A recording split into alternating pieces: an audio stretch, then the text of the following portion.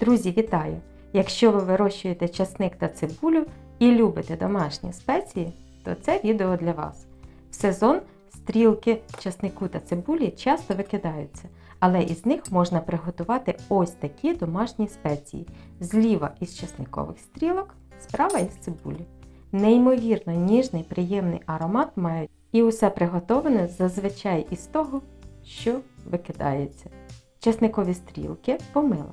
Ось так із вершками. Усе нарізаю довільно. Як виходить. Стрілки з цибулі так само. Сушу усе в сушилці електричній.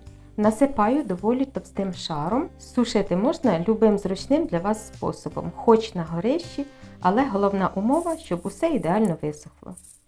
Ось такий вигляд мають висушені цибулеві стрілки. Частину їх я подрібнюю в подрібнювачі. Зазвичай таку додаю в суміш із іншою зеленню, наприклад, петрушкою, кропом, або ж до домашньої приправи 10 овочів. Як її готую, є відео, залишу посилання і підказки, кому цікаво, дивіться. Виходить ось така фракція. А якщо перебити кавомолкою, виходить ось такий результат. Зима довга, а спеції на кухні зайвими не бувають. Тут висушені стрілки часнику, нагадують сушену солому.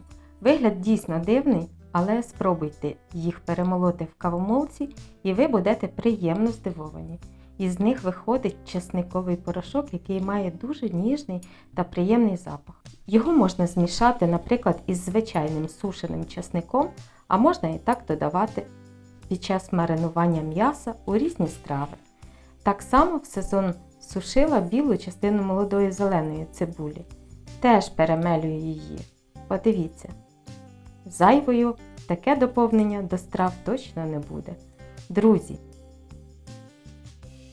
в сезон часнику та цибулі їхні стрілки не викидай, а готуйте ароматні смачні доповнення до ваших страв. Завжди рада вашим відгукам і коментарям. А я усім бажаю смачно їсти та бути здоровими. Усім пока!